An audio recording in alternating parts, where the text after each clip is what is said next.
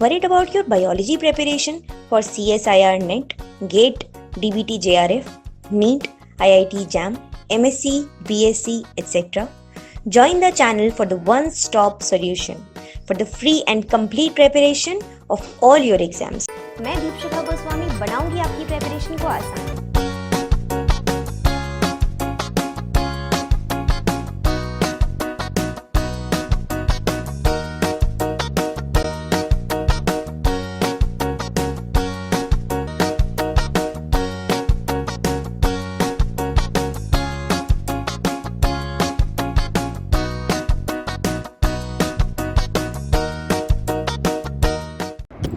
Hi everyone, my name is Deepshikha Goswami. Welcome back to my YouTube channel. इस video में हम बात करने वाले हैं नदन ब्लॉटिंग टेक्निक के बारे में। नदन ब्लॉटिंग, इसके पहले हमने सदन ब्लॉटिंग के बारे में बात किया था और हमने समझा था कि किस तरीके से डीएनए को अगर हमें एनालाइज करना है, हमारा जीन ऑफ इंटरेस्ट अगर हमें पता करना है कि वहाँ है कि नहीं है, तो हम सदन ब्लॉटिंग को इस्तेमाल करते हैं। So there are various blotting techniques, आप यहाँ पर देख सकते हैं। हम इस्तेमाल करते हैं सदन को फॉर डीएनए।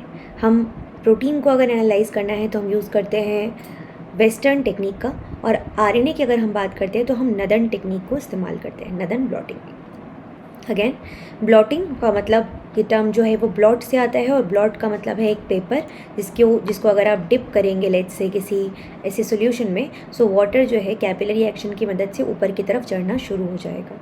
और इसी जो प्रोसेस है इसका हम इस्तेमाल करते हैं ट्रांसफ़र करने के लिए डीएनए या आरएनए को ऑन द पर्टिकुलर मेम्ब्रेन। क्या क्या चीज़ें यहाँ पर इस्तेमाल होने वाली हैं? सबसे पहले अगर मैं बात करूँ नदन ब्लॉटिंग की, तो नदन ब्लॉटिंग हम क्यों इस्तेमाल करें, हम क्यों, इस टेक्निक का क्या काम क्या है? तो सबसे पहली बात है कि आप सभी को पता है कि न्यूक्लियस के अंदर आपका डीएनए, जेनेटिक मटेरियल प्रेजेंट होता है। डीएनए जब उसका ट्रांसक्रिप्शन होता है तो वहाँ से हमारा आरएनए बनता है। उसके बाद में आरएनए की एडिटिंग होती है, बहुत सारे अलग अलग प्रोसेसेस होते हैं, स्प्लाइसिंग हो गया, पॉली ए टेलिंग हो गया, कैपिंग हो गया, एट्सेट्रा एट्सेट्रा। तो वो सब होने के बाद में मैच्योर आरएनए जो है वो बाहर जाता है और साइटोसॉल में प्रोटीन का फॉर्मेशन करता है। ठीक है, अब डीएनए से प्रोटीन बनने को जो पूरा प्रोसेस है इसको हम बोलते हैं जीन एक्सप्रेशन। मतलब उस जीन ने अपने आप को एक्सप्रेस किया और इस पर्टिकुलर प्रोटीन को बनाया जो कुछ ना कुछ काम करवाने के लिए रिस्पॉन्सिबल होगी।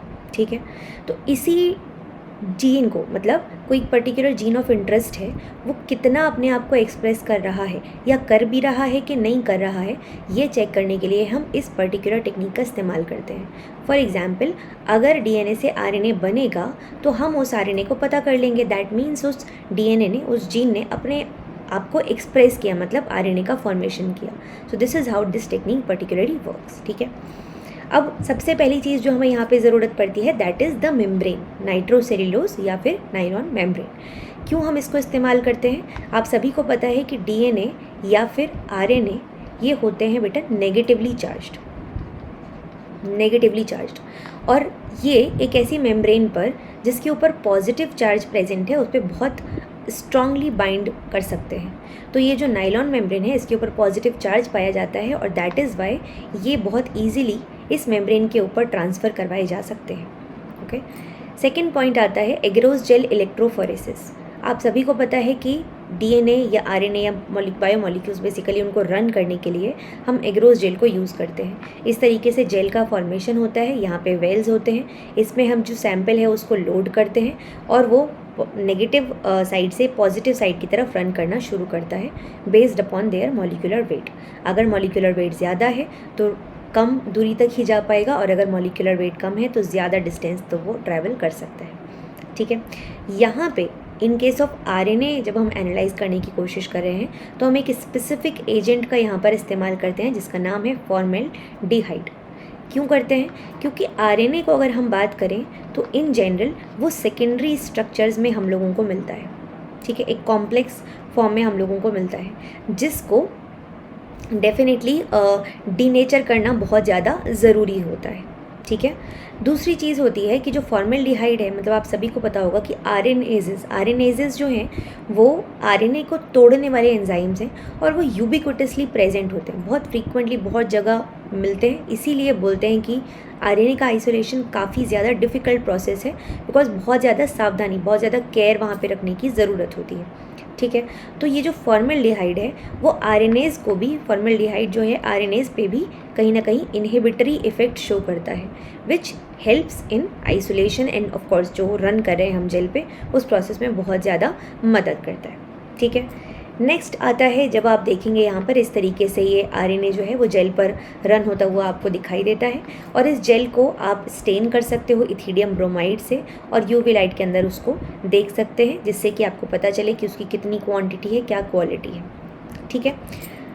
देन आते हैं कि किस तरीके से जो ट्रांसफ़र बफर का पूरा सिस्टम बनाया जाता है, पूरा सेटअप होता है, वो किस तरीके का होता है। तो मान लीजिए ये पूरा एक बॉक्स है जो नीचे आपको दिखाई दे रहा है यहाँ पर, ठीक है। वो एक बॉक्स सॉर्ट ऑफ स्ट्रक्चर है, दिस वन,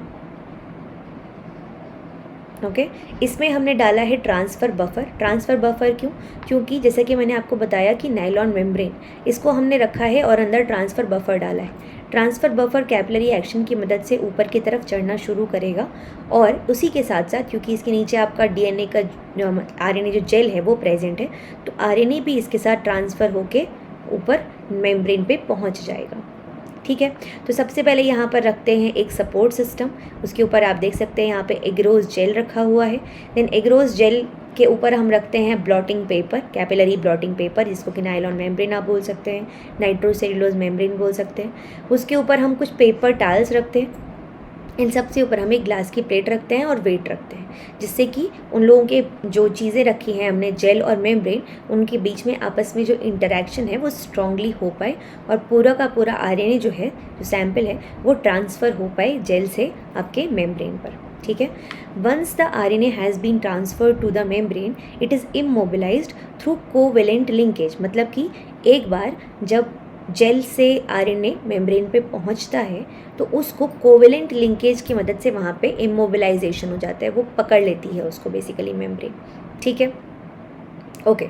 अब ये जो कोवेलेंट लिंकेज का प्रोसेस है, इसको करवाने के लिए दो चीज़ें रिस्पॉन्सिबल होती हैं। या तो आप यूवी लाइट का ट्रीटमेंट दे सकते हैं, मतलब बेसिकली आपको स्ट्रांगली बाइंड कराना है इन दोनों चीज़ों को, किसको, मेम्ब्रेन को और आरएनए को। तो आप दो चीज़ों की मदद से कर सकते हैं, यूवी लाइट देकर कर सकते हैं या फिर हीट ट्रीटमेंट देकर भी ये काम करा जा सकता है, ठीक है। चलते हैं आगे और जानते हैं प्रोब के बारे में। प्रोब, अब क्योंकि आप आरएनए को फाइंड आउट करना चाहते हैं, ठीक है, तो ऑफ कोर्स आरएनए डीएनए से बना है और उसके बारे में आपको ये पता है, उसका कॉम्प्लीमेंट्री आप प्रोब लेकर आएंगे। ये जो प्रोब है ये डीएनए भी हो सकता है, ये आरएनए भी हो सकता है, कुछ ऑलिगो न्यूक्लियोटाइड्स भी हो सकते हैं, मतलब कि बहुत सारे न्यूक्लियोटाइड्स, कितना, लगभग 25, मिनिमम 25 न्यूक्लियोटाइड्स, ठीक है, जो कि जो आपका टारगेट सीक्वेंस है उसके साथ में कॉम्प्लीमेंटैरिटी शो करते हैं। यही सेम चीज़ हमने सदर्न ब्लॉटिंग में भी देखी थी, ठीक है। ये जो प्रोब्स हैं, जैसे कि मैंने आपको पहले भी बताया था, इनको हम एक डिटेक्टर मॉलिक्यूल के साथ में लिंक करते हैं। यहाँ पे ये जो डिटेक्टर मॉलिक्यूल है ये क्या हो सकता है? ये हो सकता है रेडियो एक्टिव आइसोटोप, जैसे कि 32 फॉस्फोरस, या फिर chemiluminescence in which alkaline phosphatase या हॉर्स रेडिश पेरोक्सीडेज जो है वो break down chemiluminescent substrate producing a detectable emission of light. हम करना क्या चाहते हैं? हम ये चाहते हैं कि जो प्रोब है, जब वो जो हमारा जीन ऑफ इंटरेस्ट है उससे जाके जब बाइंड करे, या आरएनए ऑफ इंटरेस्ट है उससे जाके जब बाइंड करे, तो हमें उसका पता चल पाए। और कैसे पता चलेगा? जब हम प्रोब में एक ऐसा मॉलिक्यूल उसके साथ अटैच कर देंगे, आप समझ लीजिए जैसे लाइट, तो बल्ब जल जाएगा, ठीक है। जब वो उसके साथ बाइंड करेगा तो एक बल्ब जलेगा, तो वो बल्ब ऑफ कोर्स एक सेल की अगर हम बात करें तो उस केस में बल्ब तो नहीं हो सकता, तो वहाँ पे हम या तो एक रेडियो एक्टिव आइसोटोप दे रहे हैं जो कि हमें ऑटो रेडियोग्राफी की मदद से हम देख पाएंगे उसको, या फिर एक केमिल्यूमिनेसेंट मॉलिक्यूल कुछ दे रहे हैं हम वहाँ पर, जो अल्टीमेटली हमें एमिशन या लाइट दिखाएगा, ठीक है। अब चलते हैं पूरे के पूरे प्रोसेस की तरफ, one by one, step by step. तो सबसे पहले आपके पास जो आरएनए है आप उसको डाइजेस्ट करते हैं या फिर उसको प्रॉपरली एक्सट्रैक्ट करते हैं सबसे पहले, ठीक है। सैंपल से आपने आरएनए को एक्सट्रैक्ट किया, उसको आपने इलेक्ट्रोफोरेसिस, मतलब कि भाई एग्रोज gel electrophoresis with formaldehyde run किया। आरएनए अपने साइज़ के हिसाब से एक्सट्रैक्ट हो जाता है या सेपरेट हो जाता है अलग अलग, ठीक है। उसके बाद में आप उसको मेम्ब्रेन पर ट्रांसफ़र करते हैं और उसका प्रोसेस आप देख सकते हैं। ये आपका जेल था, ठीक है। इस तरीके से जेल को आपने लिया, उसके बाद में फिर आपने उसको ट्रांसफ़र किया उस पर्टिकुलर एपेरेटस में जिस पे ऊपर जेल रखा आपने, ठीक है। ये जेल था, जेल को यहाँ रखा बफर में, उसके ऊपर मेम्ब्रेन रखी, मेम्ब्रेन के ऊपर और बहुत सारे पेपर टावल रखे, वेट रखा और फिर वो मेम्ब्रेन पर जा चुका है और अब आप इसको विजुअलाइज़ कर सकते हैं, ठीक है। तो आप देख सकते हैं नदन ब्लॉटिंग आपने ट्रांसफ़र किया उसको मेम्ब्रेन पर, ये मेम्ब्रेन पे आ चुका है। मेम्ब्रेन में फिर आप क्या करेंगे, प्रोब्स को डालेंगे जिससे कि प्रोब जो है वो स्पेसिफिक उस जगह पे जाके बाइंड कर जाए। ये नॉन स्पेसिफिक वाले को आप बाद में वॉश कर देते हैं जिससे कि आपको जो नॉइज़ है वो नहीं दिखाई दे। जैसे कि आप यहाँ देख सकते हैं कि after a probe has been labelled, मतलब प्रोब की लेबलिंग हो गई, एक डिटेक्टर मॉलिक्यूल से आपने उसको जोड़ दिया है। It is hybridised to the RNA on the membrane, ठीक है। तो आपने उसको हाइब्रिडाइज किया, यहाँ पर आप देख सकते हो। द मेम्ब्रेन इज़ वॉश्ड, बाद में आप उसको वॉश कर देते हैं जिससे कि जो प्रोब है वो स्पेसिफिसिटी के साथ बाइंड करे और जितनी भी एक्स्ट्रा बैकग्राउंड नॉइज़ है या एक्स्ट्रा सिग्नल्स हैं उनको आप रिमूव कर दें, ठीक है। जिससे कि स्पेसिफिकली जो आपका टारगेट है आप उसी को विजुअलाइज कर पाएँ। फिर hybrid signals are then detected by X ray film, आप उसे वेरियस मेथडोलॉजीज़ को इस्तेमाल करके, टेक्निक्स को इस्तेमाल करके आप उसको विजुअलाइज कर सकते हैं। तो this is all about northern blotting. अगर कोई डाउट है तो आप कमेंट सेक्शन में पूछ सकते हैं। नेक्स्ट टेक्निक की वीडियो आपको बहुत जल्दी मिलेगी। टेक्निक्स पे मैं काफ़ी सारे वीडियो आपको लगातार देने वाली हूँ इस पर्टिकुलर प्रोसेस में। Keep watching guys, keep sharing, keep subscribing, keep liking the videos. अगर आपको पसंद आते हैं तो if you want me to make video on specific topic, do let me know in the comment section, I will do that. Thank you so much.